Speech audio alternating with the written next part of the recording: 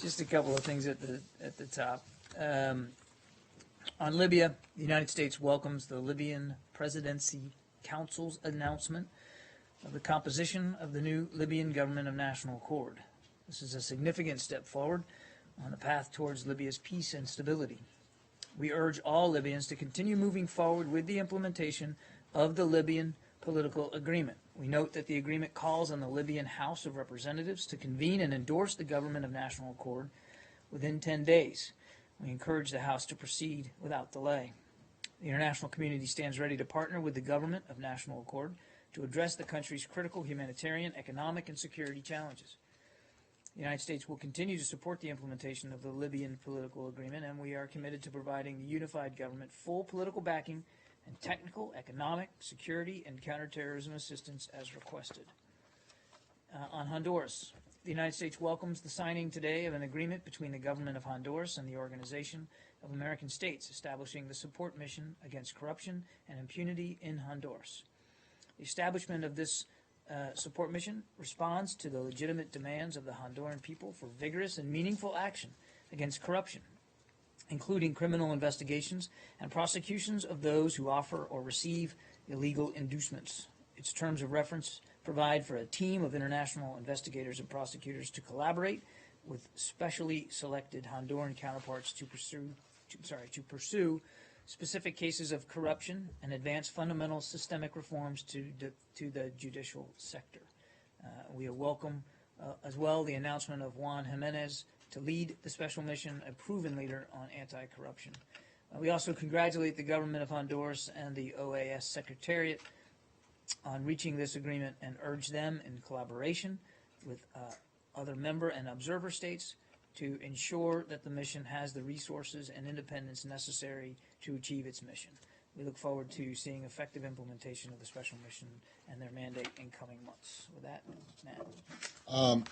Right. So let's start with the trip that the Secretary is going to be making, and specifically about his meeting tomorrow with Foreign Minister Lavrov and the status of the Syria negotiations, which are supposed to get underway a week from yesterday. Yeah. There's a lot of chatter about the fact that there is still no agreement on, one, which groups should be called should be identified as terrorist groups, and two, what that and that and its effect on the composition of the opposition delegation that's supposed to be sitting down at the talks. Is this the main focus of the conversation the Secretary will have with Lavrov tomorrow, and then again with Foreign Minister Joubert and Riyadh over the weekend? And what is the current state of play as it relates to whether these talks are going to get going on time? Yes, you can expect that the Secretary will certainly talk about Syria and our ongoing efforts to get a political transition in place with Foreign Minister Lavrov when they meet tomorrow in Zurich. They will also, of course, as they always do, talk about Ukraine and our strong desire to see Minsk fully implemented. But yes, of course, they will talk about the Syria political process. And as for the status of it, it is still our desire to see this meeting occur on the 25th. And the Secretary is in close touch with Mr. de Mistura, the UN Special Envoy, and of course has been in touch with Foreign Minister Lavrov about this in just the last days. He will stay in close touch with him, but is certainly what we want to see is we want to see it move forward. We're not unmindful of the fact that there still remains differences of opinion, and that it's a complicated process, and that there's still quite a bit of work that needs to be done to get the meeting to occur. So we're still tracking towards that. That's what we want to see, and we'll just have to see how things happen. As you may be What do you think aware. about Lavrov's decision? Wait a second. What do you think about Lavrov's suggestion that it happened in Damascus? Is that a non-starter to you completely? I haven't seen Mr. Lavrov's suggestion that it would happen in Damascus. Really? He was quoted as saying it yesterday. I'm sorry, I just didn't see the comments. The venue and the mechanics and the logistics, that's for the UN and for Stefan de Mistura to decide. I've seen no plans to have it in Damascus. As to your desire to have this meeting, I mean, I'm looking to say, everyone knows that that's what you want, but everyone also knows that not all desires are requited, right? This may be unrequited. You sound like you and- speak from experience. Of Matt. course, doesn't everyone? But anyway, the point is, the point is that my question is, what is the status of it? While it may be your desire, your hope, your wish that it's going to go ahead, how realistic is that right now, given the fact that you say there's still quite a bit of work to do, and we're talking less than a week? Yeah, no, there is still a lot of work to be done. We would still like to, our hope as it's been is that this would continue to move forward for the 25th. That's what the Secretary would very much like to see, but he's certainly aware that there remains some work to be done and some things to iron out, some issues to resolve before the meeting can take place.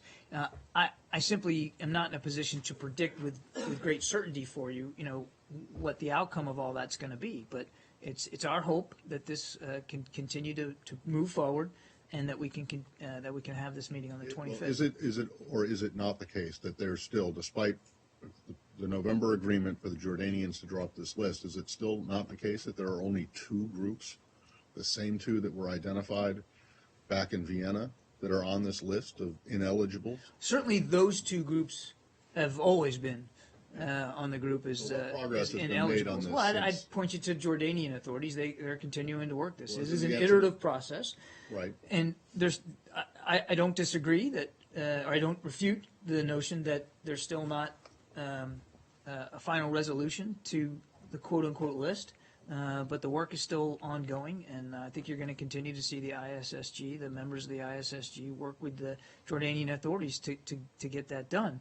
But again, there's more work to be done here with respect to the January 25th meeting, and we'll have to see how it goes over the next few days.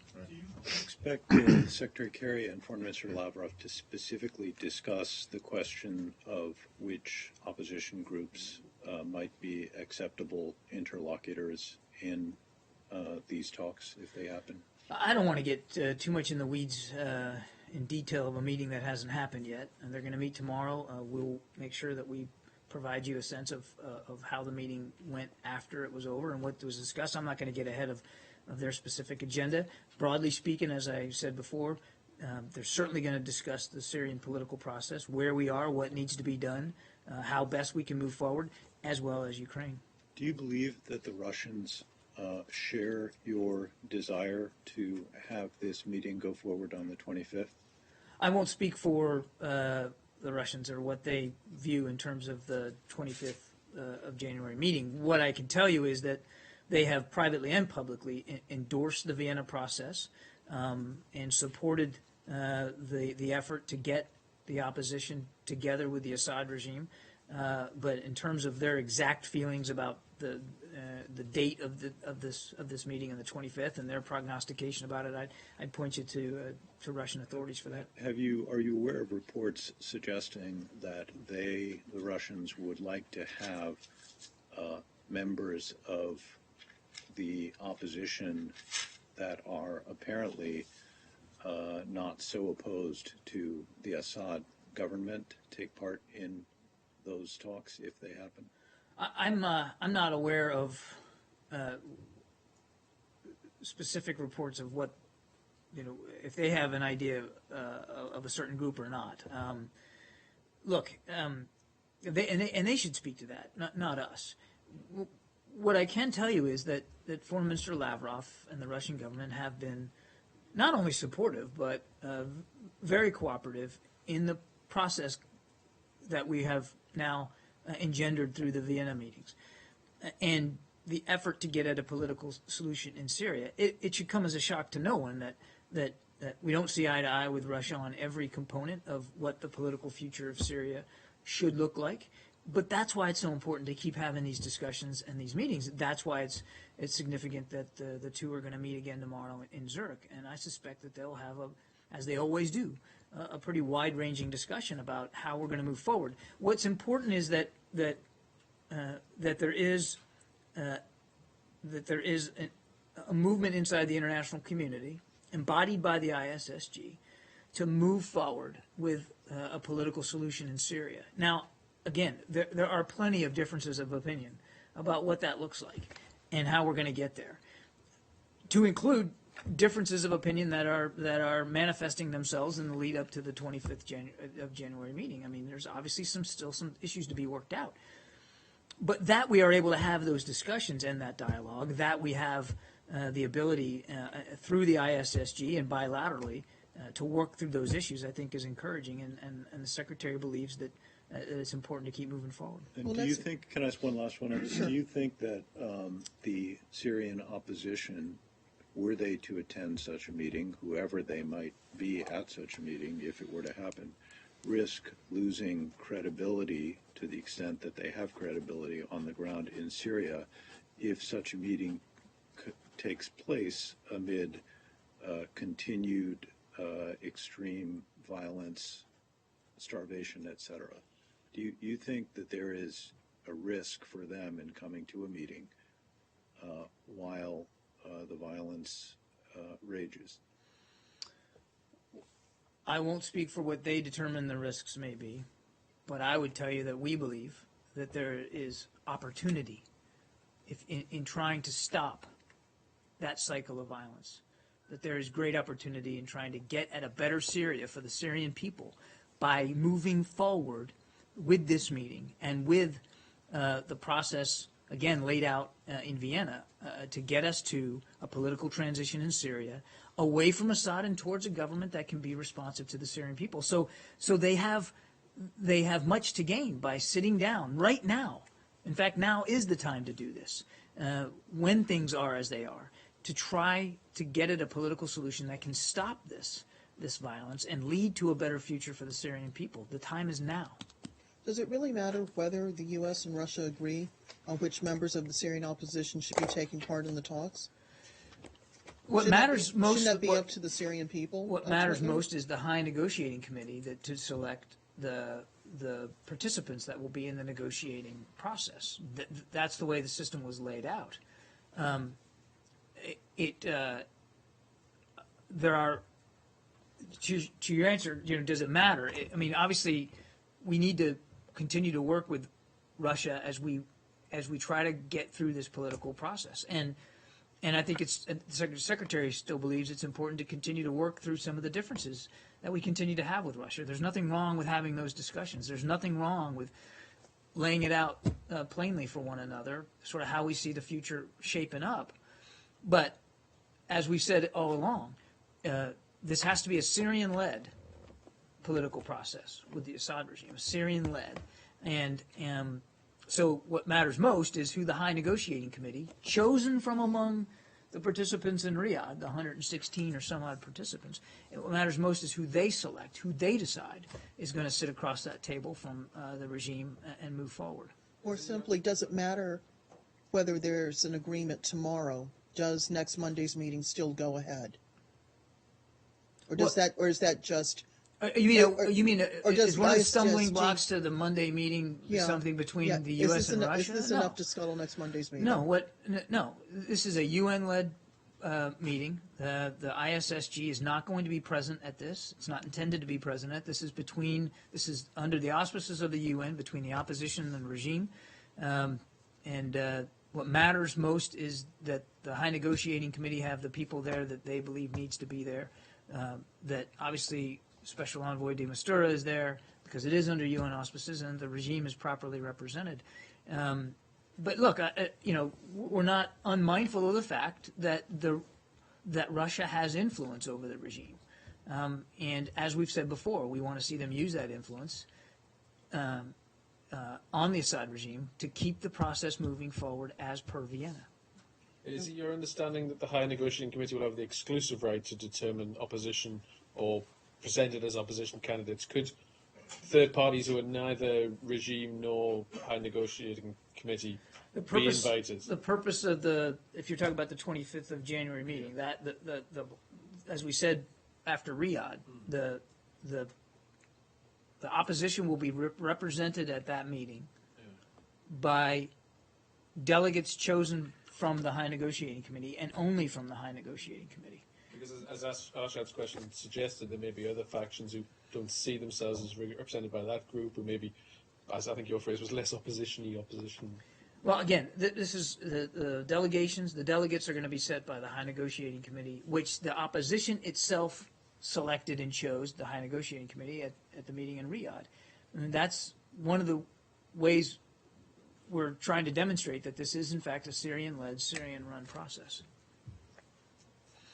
Pam. More on Syria.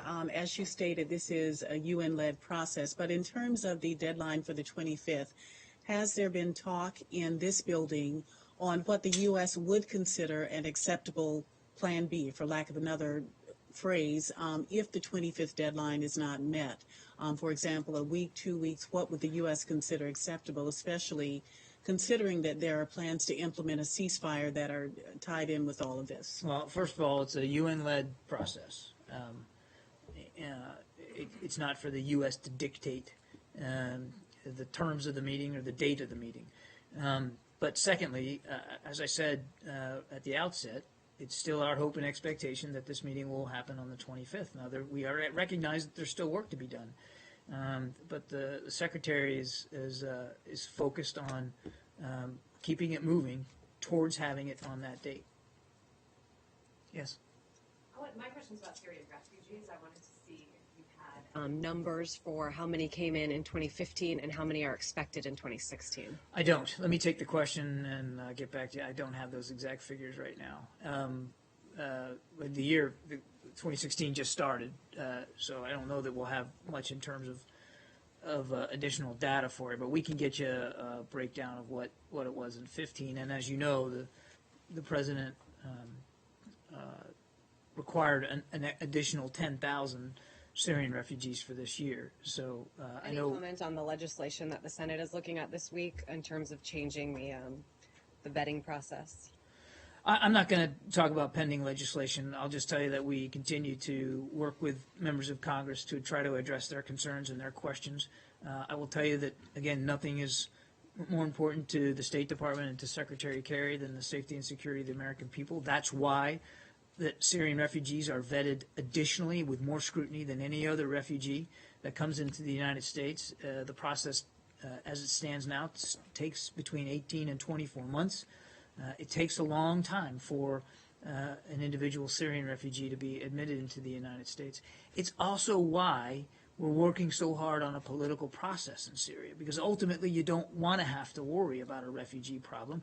You want a home for these people to stay in or to return to, and that's why this political process is so important. But as for your specific question, you're going to have to let me take it. I just wasn't armed with numbers when I came up here today. Yeah. Iraq. So just one question about the situation in Iraqi Kurdistan. There have been some protests in the region over the lack of payments for a few months, and this month the KRG was able only to pay the salaries of the public servants in half, and that's caused some protests in the region. Are you worried that this might escalate and this might potentially even impact the war against ISIS? The Deputy Prime Minister of the region describes this as an economic tsunami. Well, I mean, we're certainly watching developments and monitoring them. I don't have any announcements or decisions to read out today. We want to see a successful, whole, inclusive Iraq, that is capable of maintaining the pressure that they have been maintaining against ISIL. But I don't have anything specifically to address with respect to these economic issues. Yep. I'm just wondering if there is any update on the 3 Americans who were apparently kidnapped in Baghdad, and whether or not Secretary Kerry has decided that it would be worthwhile or already has made a call to Foreign Minister Zarif about this issue. Zarif? These are in Iraq you're talking about? Yeah. There are reports that they were kidnapped by Shiite militias in Iraq. There are more than reports. I mean, the Iraqis are saying that the Shiite militias that have links, strong links to Iran, were responsible. So what I would tell you is I don't have an update for you. Obviously, we're working very closely with Iraqi authorities to try to get more information about these three individuals, to determine their whereabouts. And without getting into details, I mean, I can tell you that the picture is becoming a little bit more clear in terms of what might have happened here. And we're working, again, we're very hard to try to resolve this. I'm just not able to go into any more detail than that. And I don't have any communications with Foreign Minister Zarif to read out Well, how about this? related to this. Are you talking to anybody other than the Iraqi authorities about this incident? As I said, we're working very closely with Iraqi authorities to try to get as much information as we can and to try to resolve So this. you have not made a determination yet that you might need to bring in, or you might need to expand your communications beyond just I'm not Iraqi aware of authorities? I'm not aware of any decision to expand our communications here. And I would remind everybody that, you know, first reports, even second reports, are often wrong here in terms of what might have happened. So I think we need to what we're focused on at the State Department is working closely with local authorities to try to get as much information as we can so that we can make the or at least help make the right decisions moving forward. So Right, but would you cast the widest net possible in trying to determine what happened? And wouldn't that, given the fact that there are, whether or not the first or second reports are correct or not, there are Shiite militia that operate in this area, and there are indications that they were taken to Shiite there may be area. indications of that. I mean, And- yes, there are and- Shia and- militia that operate in Iraq, and right, yes, and they there are have- some Shia militia that are influenced by Tehran. Not all of them are, Matt. You know that. And I exactly. don't want to get ahead of what is a very active, energetic effort to try to determine the facts and to determine the whereabouts of these individuals and see if we can't get them home. So I think we just need to keep working it as we are, and we're working closely with not only the Iraqi authorities but obviously military, U.S. military officials there in Iraq. Are you saying that U.S. military advisors are helping the Iraqi authorities in trying to find these three Americans? I didn't say that. I said we're working. We're in close contact with the military command there, U.S. military, as well as Iraqi authorities. How confident is the U.S. that the Iraqi government can find these three U.S. citizens and bring them back safely? If we, what I'm confident of is that we're going to work very hard at this, and we're going to do everything we can to try to get more information and to try to resolve this. But it is very fluid. It just happened, and we're doing the best we can to try to gather more information. I'm just not able to go into any more than that. Some Iraqi officials have been telling reporters in Baghdad the names of the people they believe were kidnapped, for whom they worked, what they think the circumstances were. Are you able to confirm any of these reports? No. Why not? Well, first of all, there's privacy considerations that we have to acknowledge when it comes to identifying. And number two, it's a fluid situation. We are gaining a better picture through information that we've been able to glean in the last day or so. But I can easily say that the picture's not complete. And so I don't know that it would help the situation and help us resolve it any quicker by having me detail what is changing information as you know, as we continue to get it here from the podium. Yeah. My name is Nazira. I work for Afghan TV. Could you please share your opinion about the peace talks discussion, four parties discussion, which happened yesterday in Kabul? Are you optimistic, although there is so many things, negative things going on? The school get fired by the insurgency, and also so many people killed in Jalalabad in Afghanistan. Still, are you optimistic about this peace process? A couple of thoughts. We've been very pragmatic and I think clear-eyed about the challenges which still remain in trying to get at an Afghan-led reconciliation process.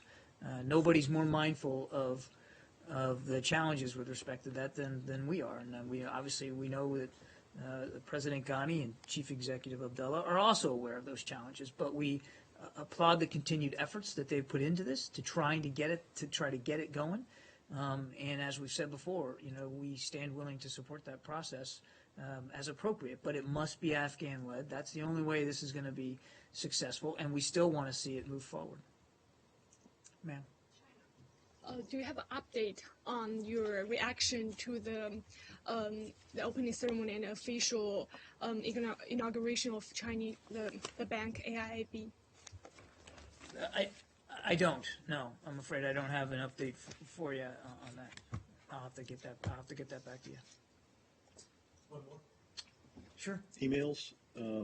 Fox has a report out citing a letter from the Inspector General to the intelligence community responding to it's an unclassified letter responding to a member of Congress. And the letter, as it's been described to me, says that intelligence community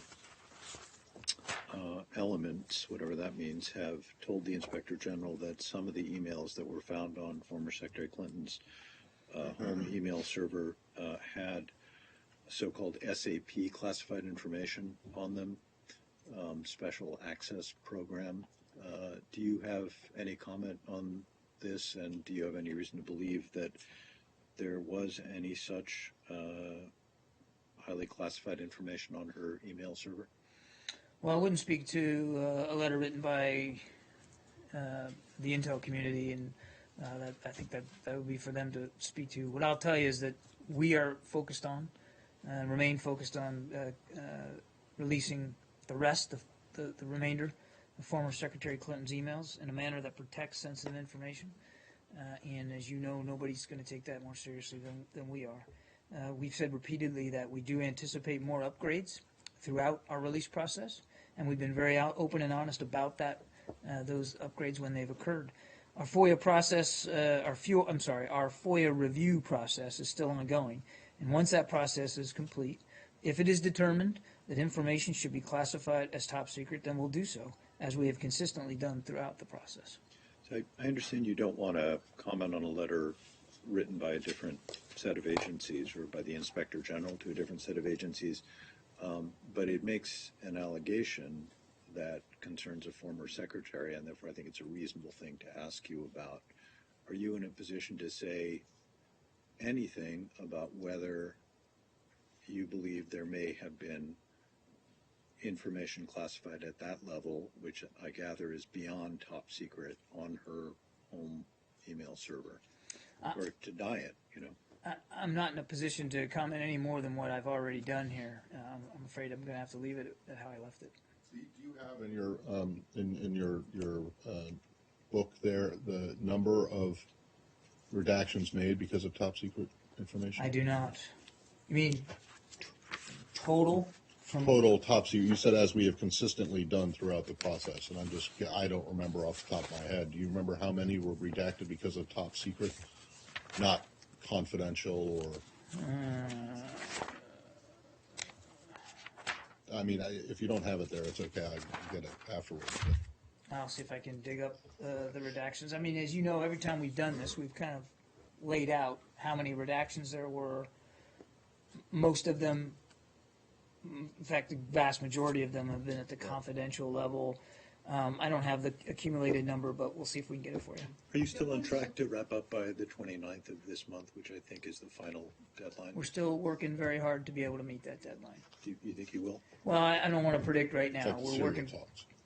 We're working very hard to meet that deadline. And look, if we're not going to meet it, just like last month, we're going to be open and honest about it, not just to the court, but to the public and to all of you. But that's what we're still working towards.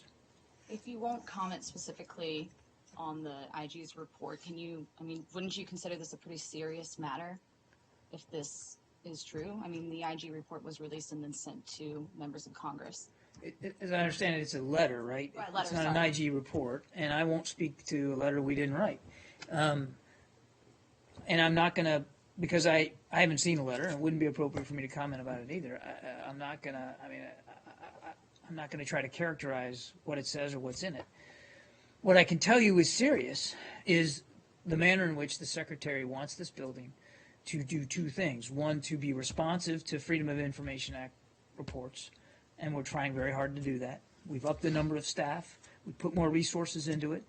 We've made some process changes, and I suspect you'll see us continue to do more. And the other thing that we take very seriously is the handling of sensitive information, which is why we're working so hard as we release all these that we take a look very carefully to make sure that we redact sensitive information appropriately. Those two things I can tell you we take very, very seriously. There are reviews and investigations going on about past email practices here at the department, and I am simply not at liberty to discuss the content or the things that may or may not be being investigated. I think you can understand why I wouldn't want to get ahead of that. Can we come back to Iraq? A couple of UN agencies put out a report on the number of civilians who've been injured and killed in the conflict since the beginning of 2014, but with a focus on May to October of last year. Yeah. At least 3,855 people killed, another 7,056 injured. Is there a building comment about the deaths, about the injuries? Well, Who's we've responsible? seen the report. We're reviewing it. We strongly support the work of the UN Assistance Mission in Iraq and the special representative to the Secretary General, Jan Kubish. I don't think we've said it before, but it certainly bears repeating that the depth of ISIL's depravity has already been well documented. And this report continues to show the horrendous methods that ISIL has used to run its campaign of terror. We obviously condemn in the strongest possible terms their atrocities and extend our deepest condolences to all the victims' families and to the people of Iraq. That's why we're there. That's why we're part of this coalition. We're leading it, and we're going to stay at the job.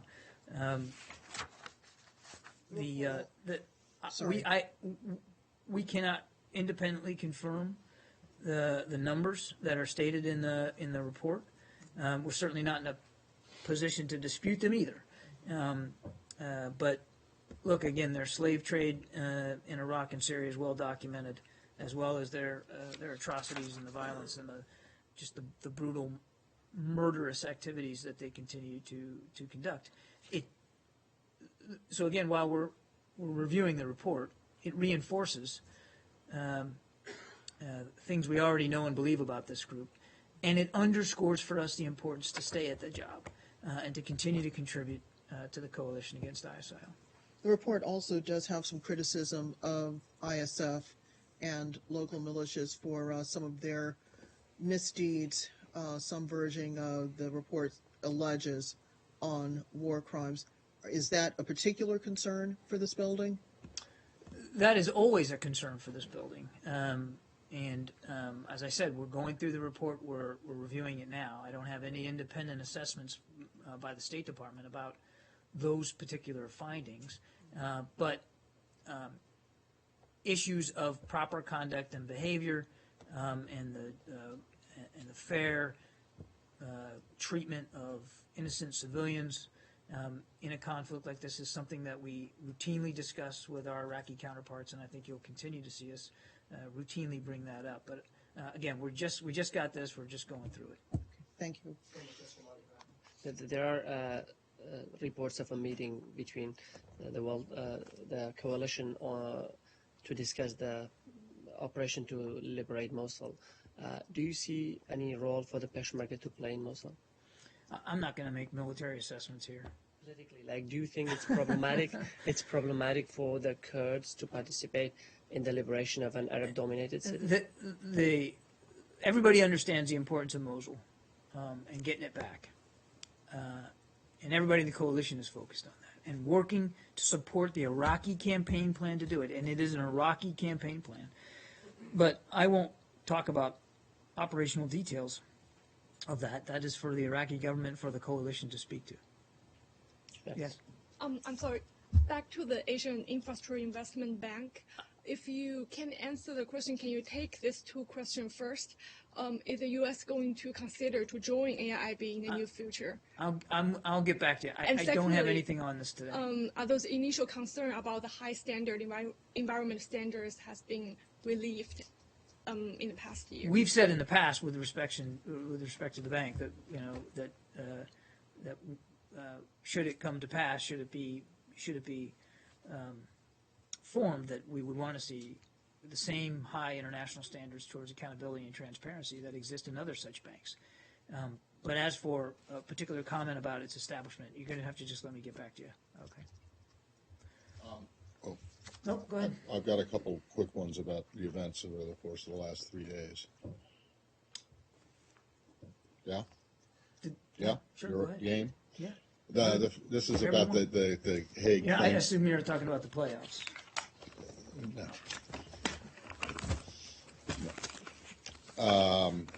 The Hague Claims Commission settlement. Yeah. Do you have any more information than what's already been put out? What I'm curious about is how much the Iranians were actually seeking. You said you got out of this with a pretty good settlement, avoided having to pay billions and billions of dollars more. How much were they asking for in the first place? Secondly, do you know, and these are all questions that can be taken if you don't, or how many outstanding claims there still are before this commission, whether or not you are actively pursuing settlements of any of those that might still be outstanding, and what prospects are for quick closure of those claims, if you can say. And if you don't have the answers to any of them, I can wait. It's not. Yeah, I don't have that level of detail on claims outstanding. You're gonna have to let me. Huh? Can you copy me into that question? Sure. You're gonna have to let me get back to you on that, Matt. I don't have additional. Or I don't have any additional information about specific claims. But that generally, that probably interest from most people. But you had an original. Your first question was. Well, how much they were asking for? You know, what did the Iranians say that they were owed? Because the way it was presented here, you're giving them far less than what they had sought. Well, I mean, they're receiving the balance of $400 million in the trust fund. How much do they want? As well as roughly $1.3 billion on the interest, which was a compromise figure arrived at. Yeah. I don't know what, as we were working through the compromise on the interest, what their original going-in position was. I don't know, but the $1.3 billion in interest was a compromise figure that both sides agreed to. I don't. Again, it was presented by the State Department, by the White House, as this great kind of victory, or not maybe a victory, but you got out of this you settled this claim at terms that were beneficial for the U.S. government / taxpayer. Right. So my question is how much money did you save the taxpayer in settling for $1.3 billion in interest? I will see if I can get you. I will see if I can get you more fidelity on that. But we do know, because of reaching the compromise on the interest. Remember, the $400 million was their money tied up in defense sales that was busted during the '79 revolution, and the $1.3 billion in interest was a compromise. I don't know what they came in at. I'll see if we can get more fidelity on that.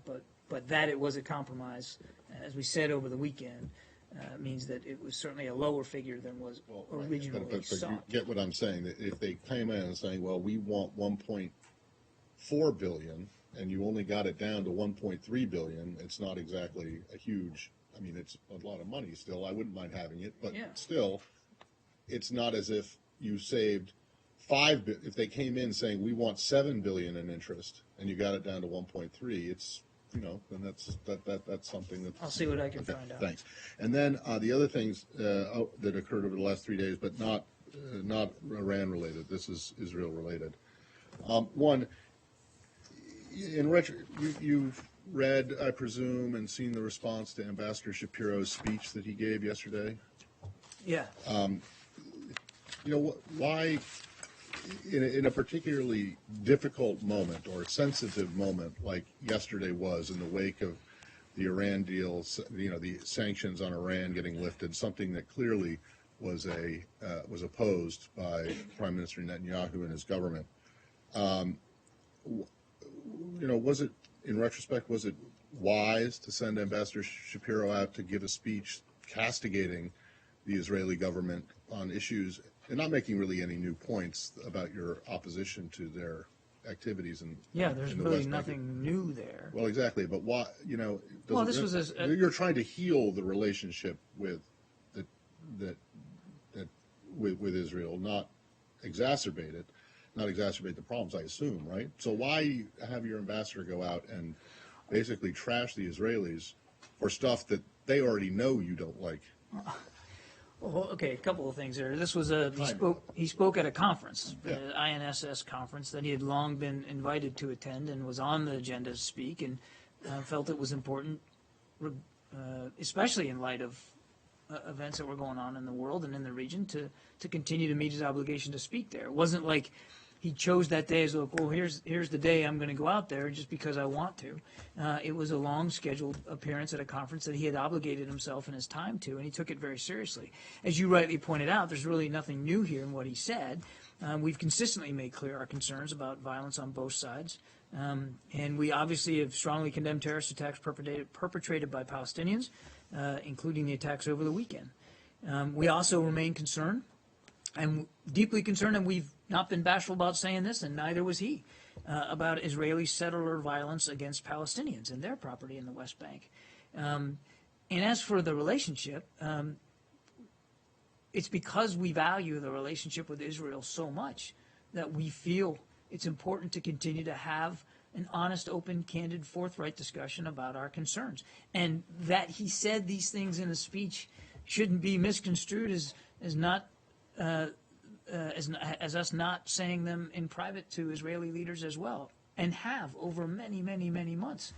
So this wasn't a new set of remarks. He didn't say anything that we haven't said, again, privately and publicly. And to your point, about the relationship, we understand that there's still concern over the Iran deal. This is the time to be having these frank and candid discussions with Israeli leaders. This is the time to try to move the relationship forward and to see a real prospect for a two-state solution there. I suppose that my question doesn't relate so much to what he actually said as when he said it. I mean, it wasn't imperative that he go out and deliver a highly critical speech on. He could have made a speech and not been as critical as he was. But your position is, I'm assuming from what you said, is that the administration thinks that now, despite the fact that this was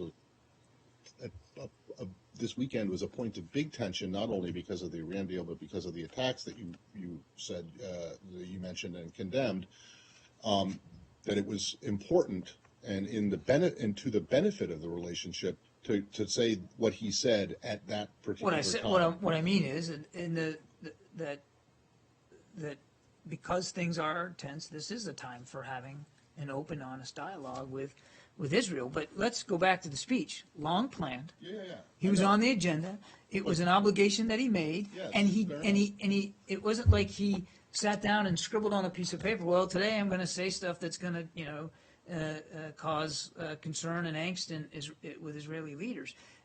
He was simply stating again long-standing public policy by the United States with respect to the violence that's going on there, to the settlement activity which is going on there, and to what we believe needs to happen to get to a two-state solution.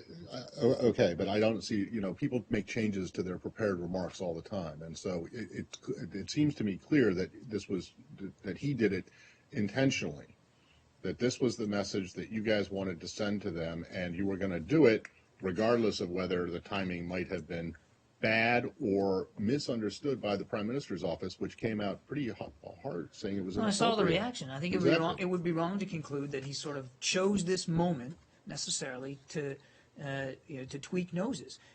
This was a long-standing speech, and again, he restated. Is it a requirement when you make? I understand that, but is it a long-standing requirement for him to say exactly what he said? I mean, number of times that we look at as prepared remarks that officials make, and they take stuff out depending on, whether or not it's appropriate to say at the time. The Prime Minister said it was inappropriate. Clearly, you disagree. Is that correct? You think it was entirely he appropriate? was simply what he said? reiterating our longstanding policies that we believe are important to continue to stand by. Okay. Secondly, the Human Rights Watch report, maybe you saw about about activities in the West Bank and Gaza, occupied territories. Have you seen this? They've come out, Human Rights Watch, and said that if people invest in those areas, they're investing in oppression, essentially. I've not seen that report. Okay, could I've you not take seen that? that report. And then the last one is the EU decision. Yeah. You know what I'm talking about, right? To make Foreign Affairs. Right, all agreements with Israel have to make it clear that the West Bank and Gaza are not affected. Well, as you know, our longstanding position on settlements is clear. We view Israeli settlement activity as illegitimate and counterproductive to the cause of peace. We remain deeply concerned about Israel's current policy on settlements, including construction, planning, and retroactive legalizations. The U.S. government has never defended or supported Israeli settlements because administrations from both parties have long recognized that settlement activity beyond the 1967 lines and efforts to change the facts on the ground undermine prospects for a two-state solution. We are no different. And does that mean, so that means that you have no issue with this EU decision? You support it? You talk about this, the specific reaction to, I would refer you to the EU for an official response to their policies. They've made clear that this is not a boycott in any way, and that the EU also made clear that they oppose boycotts against Israel. We do not view labeling the origin of products as being from the settlements a boycott of Israel. We also do not believe that labeling the origin of products is equivalent to a boycott. But in terms of the issue with the agreements and omitting from them the West Bank and Gaza, you think that's okay. In other words, you agree with the EU that this does not indicate a boycott or isn't a boycott or won't. That's right. Lead And our position on boycotts have not changed. Gotcha. Okay, I got one more, and then I've really got to go. There are reports that the Assad regime is blocking some of the humanitarian aid convoys to enter some of the busy cities. Yeah, we've seen in reports Syria. that a third convoy now has made it through. So I was wondering if you have any update. What's the latest situation in Syria? So yesterday, a third joint UN ICRC Syrian Arab Red Crescent humanitarian convoy reached the towns of Madaya, Afua, Kafraya, as well as al-Zabadani, with additional food and relief supplies. We remain deeply concerned about the widespread suffering inside those areas that are under siege. But as we've said before, there must be sustained, unimpeded humanitarian access to all besieged areas inside Syria that the UN has so designated. So we're obviously glad to see that a third convoy made it to these towns. We want to see that continue unimpeded, and there are many others that need the help and the access to humanitarian supplies, which obviously we want to continue to see happen. Okay, thanks everybody.